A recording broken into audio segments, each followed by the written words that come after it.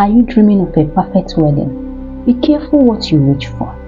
Once upon a time, in the bustling city of Port Harcourt, there lived a woman named Zenami, the most sought-after wedding planner, whose face remained a mystery. Why did everyone want to see wedding? Because the more invisible she was, the more powerful her presence became. Stay tuned to uncover the secrets behind her magic and how you can save your wedding. In the city of Port Harcourt, there was a wedding planner like no other. Her name was Zenami. She wasn't seen on billboard, no Instagram selfie, no magazine pictures. No one had even seen her face. And yet, Zenami events had become the most sought after wedding service in all of Nigeria. People whispered about her in circles. If you want the perfect wedding, get Zenami. But no one could explain how they contacted her. There was no office, no website, only whispers, referrals, and mysterious calls at midnight. They called it the Z wedding. And if you were lucky enough to book her, it was like you were choosing. Brides saved for years, grooms borrowed, parents begged, even celebrities waited 3 years in advance for a Zenami slot. Her touch was magical. The flowers bloomed perfectly. The music never failed. The dresses fit like a second skin.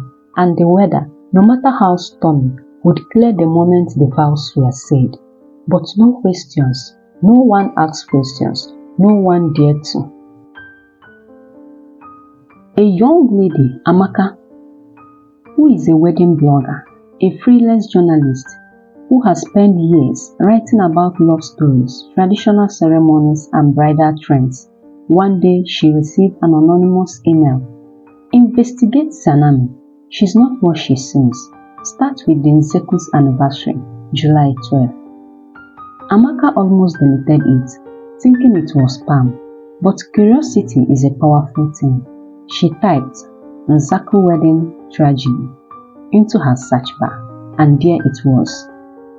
A once golden couple, Nonso and Ifeoma Nzako, had drowned during a private anniversary boat cruise. Exactly 10 years after their wedding, the yacht malfunctioned. No survivors, but only the boat. Their wedding had been planned by none other apart from Zenami event. Coincidence maybe, but then came more names. Tunji and Ronke died in a house fire. Anniversary date, 10 years to the day. Polari and Ade killed in a freak elevator crash during their anniversary getaway, and all had Zenami's wedding. Amaka's curiosity turned into obsession. She mapped out 10 cases, each ending exactly 10 years after their wedding. Each couple had died mysteriously. Each death was ruled accidental. Each couple had one thing in common: Zenami. Amaka turned to her mother, Mama Ngozi, a retired caterer who once worked the wedding scene in the early 90s. She asked her carefully, "Mama, did you ever hear of a planner called Zenami?" Her mother froze. Her spoon dropped into the soup. "Who told you that name?" "Nobody. Just something I'm working on." Her mother sat down slowly, eyes clouded, and then she said something Amaka would never forget.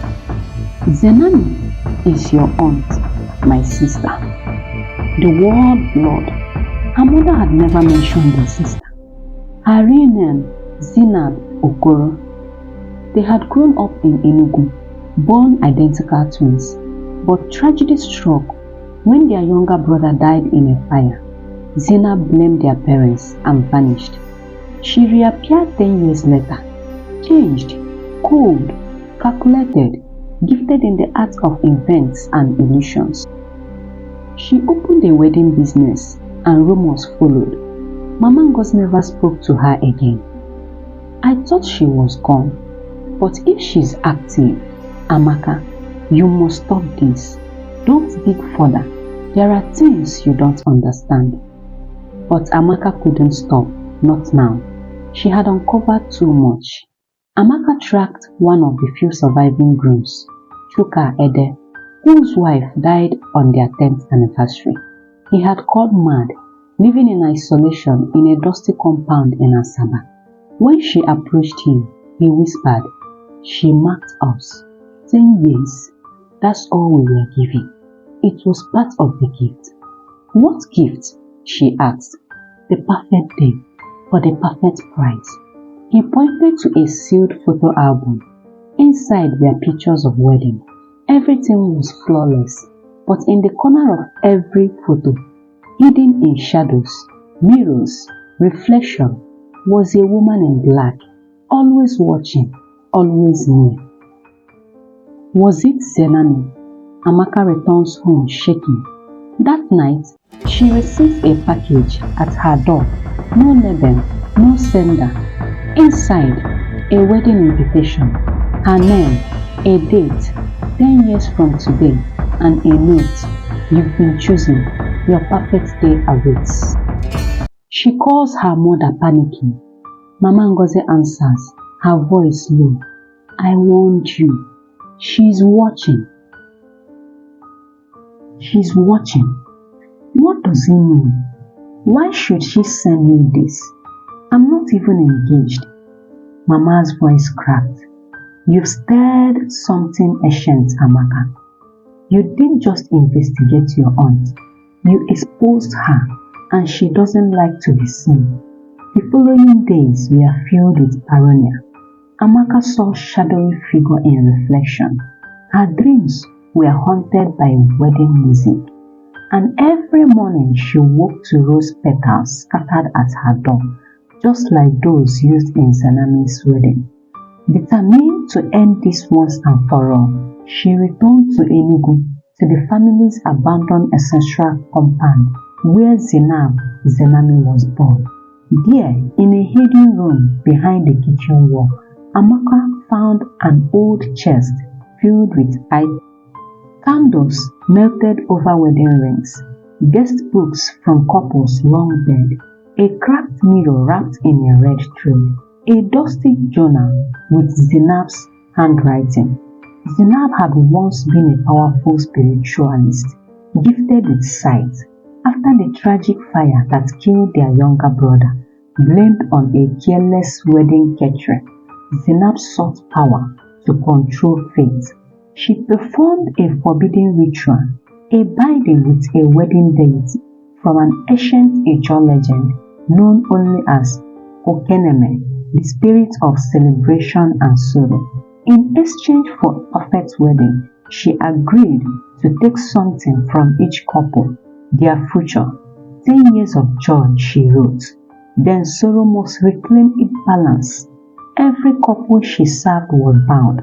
And now that Amaka had uncovered her truth, Zenami had marked her.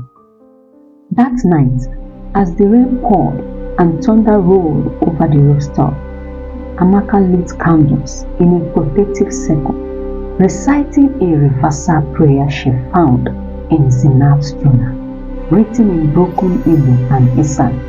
The air grew cold, and then she appeared, Zenami, not old, not young, timeless, wearing her signature dark wrapper and gele, her face veiled in white lace, her voice echoed without moving her lips. You opened the box, child. You unbalanced the scale. Now you must take a vow or pay a price.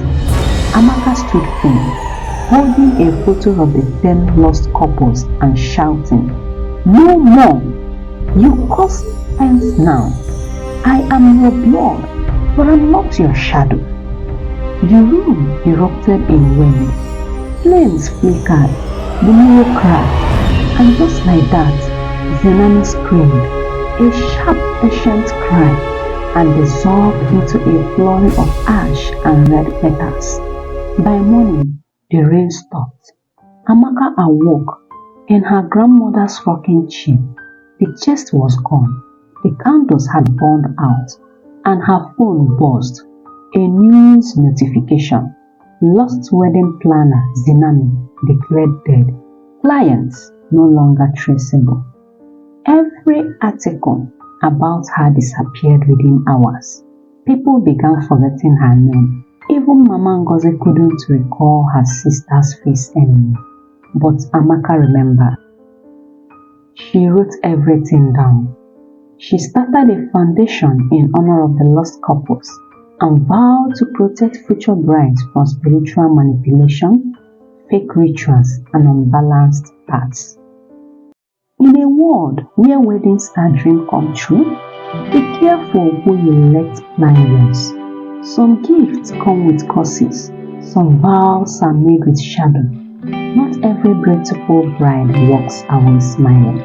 Not every planner wants your happiness, some only want your time. Would you still book the perfect planner if it meant paying the ultimate price? Have you ever heard of a wedding that ended in tragedy?